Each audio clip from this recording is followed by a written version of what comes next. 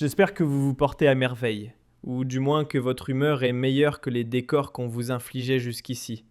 Oui, fini les éternels fonds fades et les vidéos qui se répètent comme un disque rayé. Aujourd'hui, on change d'air, on dépoussière le cadre. On vous parle depuis un lieu inédit, un petit bijou d'ambiance. Car, tenez-vous bien, nous sommes à Alger. Enfin, presque. À défaut de pouvoir m'envoler vers Alger, j'ai eu la bonne idée de l'inviter chez moi. Voilà. Puisque le voyage n'était pas possible, j'ai décidé d'installer un petit coin d'Algérie ici même. Résultat, Alger nous tient compagnie aujourd'hui. Elle trône derrière nous, majestueuse. Alger est dans le décor, mais ce qui occupe le devant de la scène, c'est bel et bien ce qui agite son actualité. Tout à l'heure, nous avons partagé avec vous une émission qui a fait beaucoup de bruit. Vous avez été très nombreuses et nombreux à partager, à diffuser, à commenter cette émission, dans laquelle nous vous avons expliqué que les autorités algériennes, les médias publics et privés algériens, y compris des médias étatiques comme la PS, comme l'UNTV, c'est-à-dire des organes publics financés par de l'argent public et affiliés au ministère de la Communication ou placés sous l'autorité de la Direction générale de la communication de la présidence de la République, ont orchestré, ont diffusé une énorme campagne de fausses informations, faisant croire à la population algérienne que plusieurs médias américains importants, comme le Wall Street Journal,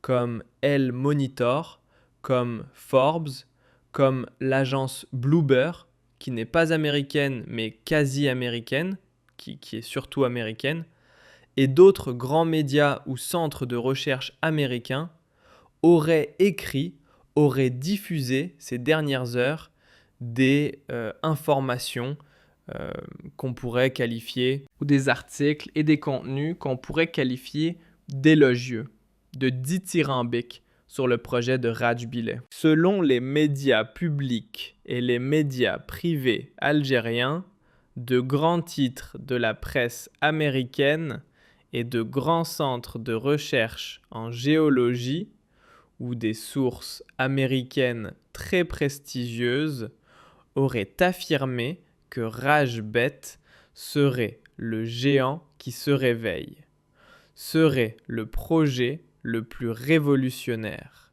le projet le plus innovant, qui permettrait à l'Algérie de s'émanciper totalement de la dépendance des hydrocarbures et de métamorphoser complètement son économie. Malheureusement, on aurait aimé que cette vérité soit réelle, soit palpable, on aurait aimé que cette vérité soit vraie, tout simplement.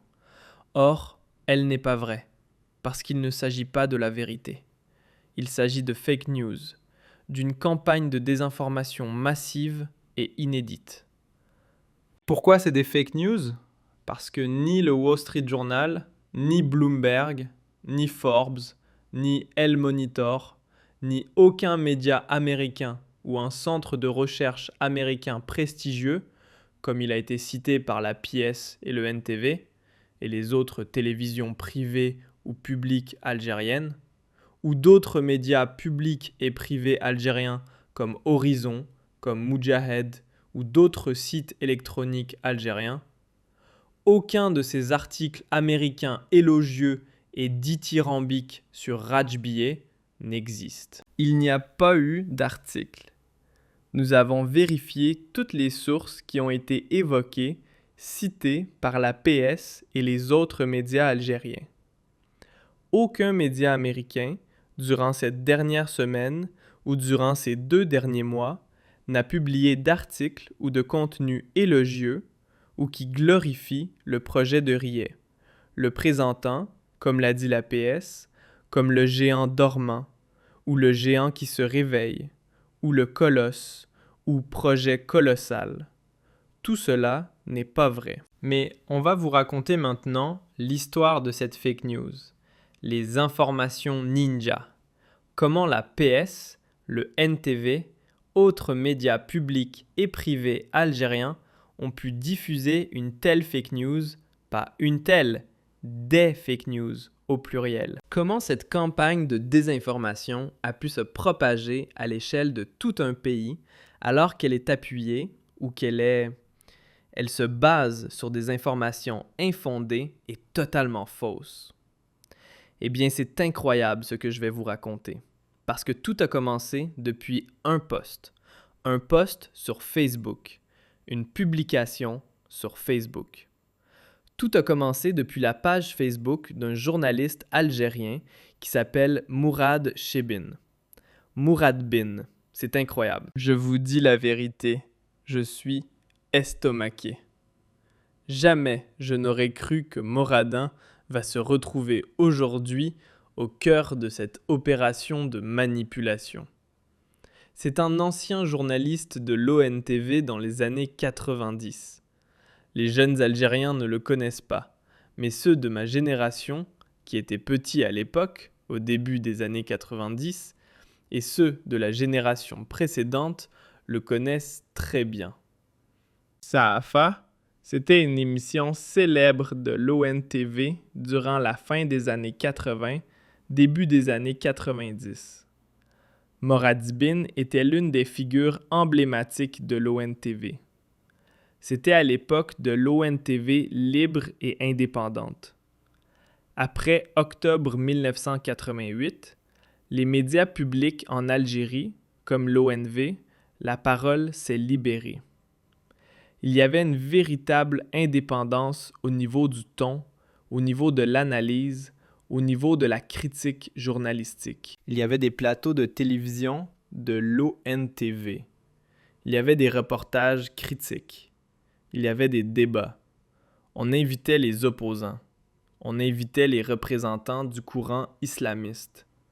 On invitait les représentants du courant laïque. On invitait les représentants, les partisans du pouvoir, les anti-pouvoirs. Il y avait une véritable vitalité démocratique à l'époque, qui a été gâchée, vous le savez, compromise avec le début des événements tragiques de la décennie noire. Morbin était parmi les cerveaux de l'ONTV à l'époque de cette ouverture démocratique. En 1994, il quitte l'ONTV, il part, il s'exile dans les pays du Golfe. Il fait partie des premiers journalistes algériens qui sont partis s'installer dans les pays du Golfe. Il a dit il a travaillé il a contribué à la création d'Abu Dhabi TV. Ensuite, il est resté rédacteur en chef, selon mes informations, pendant 12 ans à Abu Dhabi TV. Abu Dhabi TV, qui était parmi les premières chaînes satellitaires arabes. Par la suite, il est parti s'installer aux États-Unis pour diriger Al-Hurra, pour participer à la création de Al-Hurra.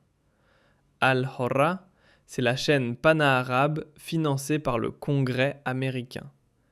Et les États-Unis d'Amérique ont voulu faire de Han la concurrente d'Al Jazeera, d'Al Arabiya et des autres télévisions satellitaires arabes. Donc, c'est un journaliste crédible. Tout ce qu'on connaît d'Emin, c'est que c'est un journaliste crédible. Sauf que celles et ceux qui connaissent bien Molbin et qui le connaissent personnellement, ils savent que Molbin, il y a un style d'écriture. Il y a un style d'écriture satirique. C'est quelqu'un qui aime la satire, qui aime l'humour critique, etc. Et sur sa page Facebook, il publie des billets, il publie des analyses, des commentaires sur l'actualité nationale et internationale. Et c'est lui, et de cela un jour, et de cela 48 heures plus exactement, c'est lui qui a écrit sur sa page Facebook, vous pouvez aller la voir, il a fait un billet sur sa page Facebook intitulé en arabe, là je traduis en français, le projet de Raj Billet, vu par des centres de recherche américains et de la presse américaine. C'est lui qui a cité Bloomberg, Wall Street Journal, El Monitor, et il rapporte il cite des sources.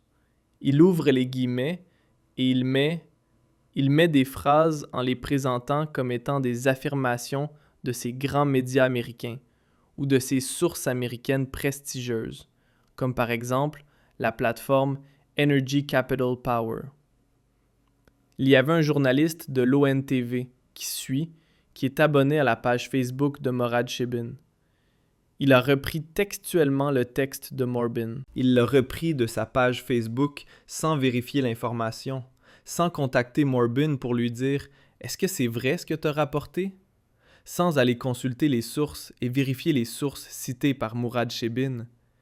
Et il a donné à sa rédaction et le NTV l'a publié.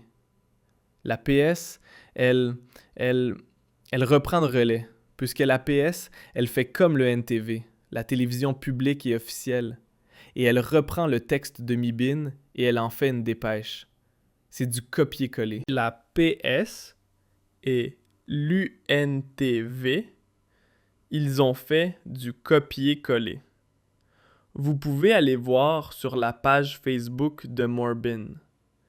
C'est un copier-coller du texte de Morbin qui a été repris par la PS et le NTV. Quand la PS a diffusé sa dépêche, automatiquement, comme des moutons, vraiment, quelques bêtes, comme des moutons, la presse algérienne, qui n'est pas indépendante, qui n'est pas libre, qui vit dans la censure et l'autocensure, elle a repris, elle a republié intégralement la dépêche de la PS.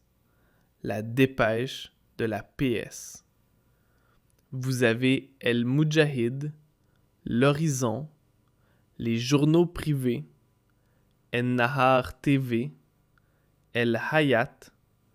Ça a été diffusé, comme ça s'est propagé comme une traînée de poudre. Tout le monde a pensé, puisque c'est la PS, quand c'est une agence de l'État, normalement, quand la PS affirme, rapporte une information, c'est que c'est confirmé. Parce que la PS, ils ont l'obligation éthique, morale et déontologique de ne publier que des informations confirmées par des sources officielles. La PS, c'est une source officielle. C'est comme l'AFP en France ou Reuters, Bloomberg.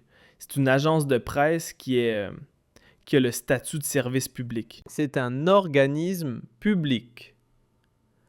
Donc, la presse algérienne a pensé que c'était vrai. Ils n'ont pas vérifié. Personne n'a vérifié dans ce pays qu'est l'Algérie. La médiocrité ambiante. Il y a la médiocrité constante. Personne, je dis bien personne, n'a vérifié quoi que ce soit. Ils ont tous repris un texte copié-collé sur la page Facebook d'un ancien journaliste.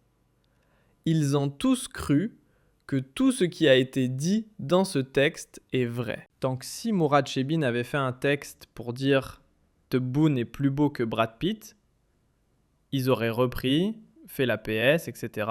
« Tebboune est plus beau que Brad Pitt, il a gagné Miss Univers ». S'ils avaient dit que, je ne sais pas, Messi va venir entraîner l'équipe nationale d'Algérie, ils vont le faire. Pour eux, c'est parole d'évangile. Alors que Morbin, c'est un être humain. Il peut se tromper. Et il s'est trompé. Donc je ne sais pas, est-ce que Morbin a voulu rigoler? Parce que j'ai demandé, je n'ai pas eu le plaisir de le contacter. On va essayer de le contacter plus tard. Chippen est connu pour son style vraiment humoristique. Il aime rigoler, il aime tourner en dérision l'actualité dans ses écrits personnels. C'est un écrit personnel, c'est sa page Facebook. Donc, est-ce qu'il a voulu piéger la presse algérienne? Si c'est le cas, il a vraiment réussi à piéger la presse algérienne, qui est tombée dans ce piège vraiment comme des écervelés. Ils n'ont pas du tout vérifié. Par contre, Morad Ibn, il a semé le doute. il a semé le trouble quand il a fait un texte explicatif sur sa page Facebook. Parce qu'il a été contacté, certainement. Puisque moi, Fidil, plusieurs autres journalistes, entre guillemets, qui essaient d'être sérieux, au moins on a vérifié l'information. Et on a vu qu'il n'y avait ni journal, ni Monitor, ni Forbes. Personne n'a parlé de Raj Billet. Personne n'a parlé de Raj Billet. Tout ça, c'était de la désinformation. Comme je le disais, la plus grosse campagne de fausses informations dans l'histoire des médias en Algérie, puisque ça a été diffusé massivement à l'échelle d'un pays, voire même à l'échelle internationale, puisque les médias algériens ont traduit en français, en anglais, les fameuses affirmations propagées par Morad Chebine sur sa page Facebook. Chebine, il a fait un post. Il dit que voilà, après la controverse suscitée sur sa page Facebook, après la controverse suscitée par mon dernier article sur le projet Raj Billet et ce qui a suivi en termes d'applaudissements des partisans et des sifflements de désapprobation antiseptique, je me retrouve obligé de clarifier ces faits pour ceux qui ont été victimes de confusion ou pour ceux qui ont tenté de semer la confusion dans les esprits des gens. Premièrement, je ne suis pas dans une salle de soutenance de thèse de doctorat. C'est pour ça que je dis aux critiques des canapés confortables qui exigent une liste de références pour l'étude et la vérification tout en étant en état de relaxation. Je ne suis pas en train de discuter d'une recherche académique avec vous. Et je n'ai invité personne à participer à une étude de faisabilité pour mes écrits. Cependant, par souci d'honnêteté, ce que j'ai rapporté en termes comme le géant dormant et changer les règles du jeu, etc., n'est pas une création émotionnelle, mais un écho de rapports d'institutions sérieuses. Donc, il essaie de dire qu'il y a des institutions sérieuses qui ont parlé de Raj Billet. D'accord. Lesquelles? Nous, on a cherché. On n'a trouvé aucune source. Peut-être que dans le passé, peut-être qu'il y a 2-3 ans, il y a des centres de recherche ou des médias américains qui ont cité Raj Billet dans un article ou dans une analyse, etc. Mais ces dernières 24 heures ou ces dernières semaines, contrairement à ce qui a été affirmé par la pièce, c'est quoi l'erreur de la pièce et de l'ONV et des autres médias publics et privés algériens? C'est qu'ils ont copié-collé un texte tel qu'il est, sans vérifier quoi que ce soit, sans procéder à la moindre vérification. Dans son texte, Morad Chebine, il dit, en résumé, « Je continuerai à écrire sur ce sujet, sur mon pays, en m'appuyant sur la logique et les faits, pas pour la démagogie bon marché, les allégeances suspectes et les caprices des sceptiques, même sur les intérêts des services météorologiques. Et je suis absolument convaincu que le grand nombre de ceux qui tentent de vous poignarder dans le dos prouvent qu'ils sont derrière vous et que vous les avez devancés à l'avant. » C'est clair, c'est un commentaire humoristique. C'est un commentaire subjectif de quelqu'un. C'est vrai que c'était un journaliste crédible, mais Morbin n'est pas le Coran, n'est pas la Bible, normalement. Donc un abdar va écrire voilà, Abdid démissionne. Toute la presse va reprendre, démissionner, etc. Et c'est vrai, c'est du n'importe quoi. C'est du n'importe quoi, tout ça. Toute cette campagne de fausses informations, on parle de fausses informations, il n'y a eu aucun article dans tous les médias qui ont été cités, américains, Bloomberg, Wall Street Journal, Forbes ou Monitor, aucun de ces médias n'a apporté ou n'a dit que c'était un géant, que le projet de Rajbilleh était gigantesque et qu'il allait révolutionner l'Algérie. Des articles qui parlent, qui classent Rajbilleh parmi les 3 grandes réserves de fer dans le monde, ça, il en existe. Et ça existe. On le sait depuis les années 70. Il n'y a rien de nouveau. Mais tout ce qui a été écrit et évoqué par la PS est un mensonge. Parce qu'ils ont tout simplement copié-collé le post Facebook d'un journaliste qui est certes crédible et connu dans l'exercice de son métier, en tant qu'animateur, en tant que commentateur de l'actualité, mais il s'avère qu'il s'est trompé ou qu'il a voulu induire en erreur et manipuler la presse algérienne. En tout cas, ça a donné lieu à une bdila internationale, parce que c'est très simple. À la PS, il y a des centaines de journalistes. Il y a plusieurs rédacteurs en chef télé, dans toute la presse algérienne. Il n'y a pas eu, même pas, quelqu'un qui a eu la présence d'esprit de dire « Attendez, mais je vais vérifier. » Mais c'est très simple, bon sang. Tu vas sur le site internet de Wall Street Journal et tu tapes « Est-ce qu'il y a eu un article sur Rajbilleh ?» Et les phrases, les propos qui ont été imputés au Wall Street Journal, tu peux les vérifier sur le site internet. La même chose, idem pour Forbes, idem pour El Monitor, idem pour Bloomberg. C'est un travail de vérification qu'un mineur, qu'un enfant, qu'un lycéen aurait pu faire facilement. Mais dans le pays de la médiocrité, quand il n'y a plus de liberté de la presse, quand les journalistes sérieux sont condamnés à la prison, condamnés à mort, forcés à l'exil, il reste quoi ? Il reste des rigolos et des clowns qui copient, qui font du copier-coller sur les réseaux sociaux, pour donner, pour se transformer en donneur de vérité à l'opinion publique.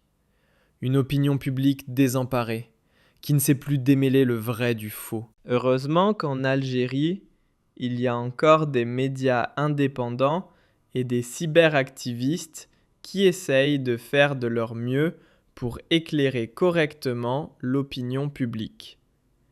Comment un simple post Facebook alimente, crée la plus grosse campagne de fausses informations dans l'histoire de l'Algérie.